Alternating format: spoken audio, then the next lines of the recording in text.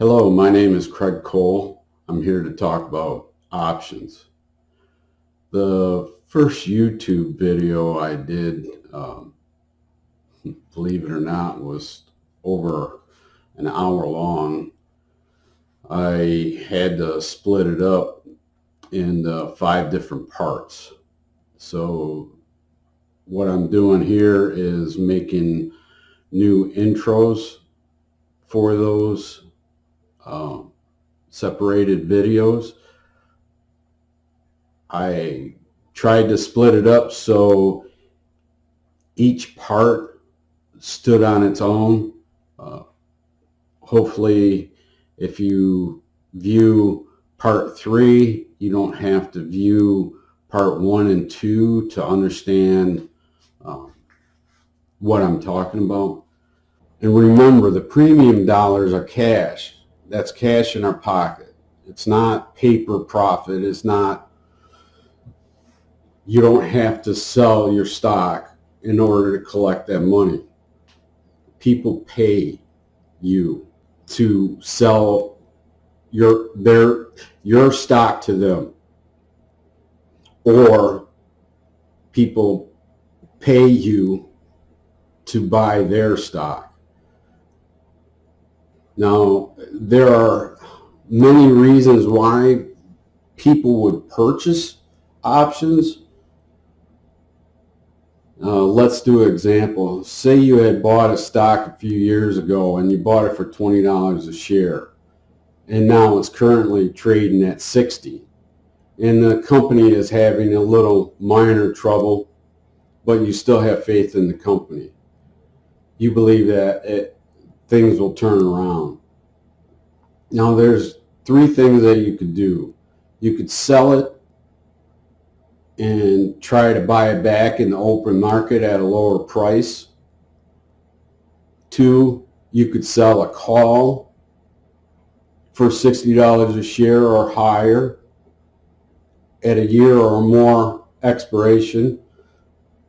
This would give you maximum amount of premium, but you would be locking in the price of the stock for a year or more at $60 a share.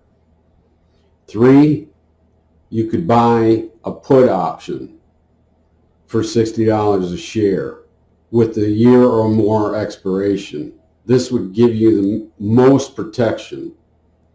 It would be a lot of out-of-pocket expense, but it would give you the most protection. No matter how low that stock would go, you could exercise that option and you would collect $60 a share, even if the stock was at $1 or less. We like to write call options on stocks we already own or ETFs. So we can potentially earn 20% on the premiums on that option. 90% of options expire worthless. That's an extremely high number. Remember, if you sell options, you want them to expire worthless. If you buy options, you don't want them to expire worthless. But 90% of all options expire worthless. It means they're not exercised. So who's buying these options? Why are they buying them? To me, it's more gambling. Because say, for example, there's XYZ stock out there that's trading for $20 a share. In order to purchase that stock, you would need the cash. So if you wanted 100 shares, that's $2,000. Now you can find an option, a call option, if you think the stock's going to go up, say for $1, and participate in that stock's movement. And remember, options are, one option equals 100 shares. So it would cost you $100 to buy that option. Now, if the stock goes up to say $25 a share, that option, that call option, just jumped, increased to say $500 a share plus the premium. So it would be $600 if it did it in that expiration time, if it did it before it expired. And remember, the premium decays. So say you sold or you bought that call option a month out. So that stock has to move a lot in that 1 month's time. Now, generally, stocks move 2 to 3%, and that's considered a lot. But a stock also declines faster than it goes up. When a stock goes up, it stair steps. It's almost 1 for 3. If it goes up $1, it will go down 3. It's never a straight up move. And like I said, it goes down faster than it goes back up.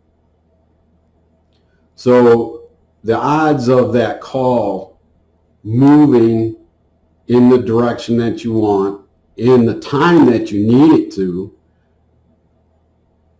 is against you.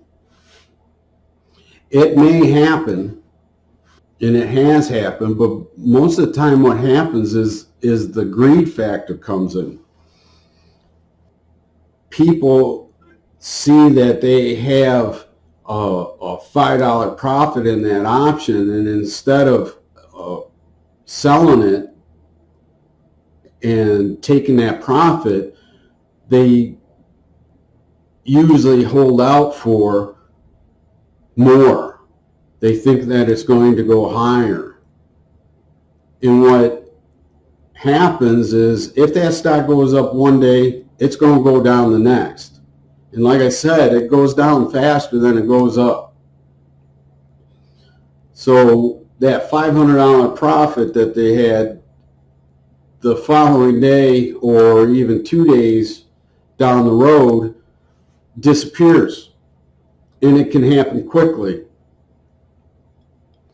So like I said, they need that stock to move quickly in a short amount of time. And the odds are stacked against them. That's why I like selling the options. Because to me, if I own that stock and I sold a call, sold it to somebody for $1 a share, what I'm doing, what I'm saying is, yes, I'm willing to sell that stock for $20 a share, no matter how high it goes. So if it went to $50, all I would get is $20. Now, I'm saying that stock is not going to go much higher than $20 in a month's time. 1 or 2 days it may, but eventually it's going to fall back down. Some of your best stocks only average maybe 10 or 20% in a year as far as price appreciation. So if you divide that up by 12, that's not a huge percentage move. So like I said, in order for that call option to be valuable, you need that stock to move in a short amount of time. And you cannot be greedy about it, Because if you have a $500 profit on it, sell that call option, get rid of it, take your profit, because it may disappear the next day. But what we do is we know when we purchase an ETF or a stock, we know that we want to sell it at a certain price. In that example of that stock that was at $20 a share, I already looked at it and said, I already have, let's say, a profit in it of $3. I want to write that call option,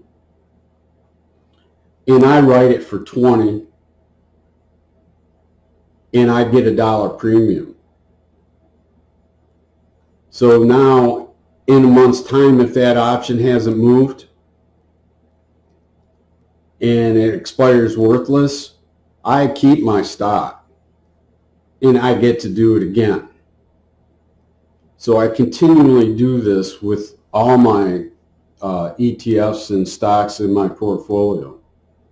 And like I said, from the time my wife and I started doing this in 2023 to current, we've done over $63,000 in cash. That's not paper profits, that's cash. Now currently, so far this year, we've done $15,000 in options that have expired worthless. I currently have over $19,000 that in options that I have wrote already, but they haven't expired yet. So I don't count them, even though I got the cash, I don't count them as closed, just because they haven't expired yet. But that's a hell of a lot of money, and that's not stock appreciation at all. We don't hope and pray that our stock goes up. We really don't care. We use the stocks and the ETFs as an engine. That engine generates the cash. So like currently the market is down and it's been in a correction. It's quite a bit off its yearly highs. Currently in our portfolio, on the stocks and ETFs that we own, we have a loss, a paper loss. We have a paper loss of $36,000. But we have already $63,000 in cash. To me, that loss is not a loss until I sell the stock or ETFs. I hope you like these videos.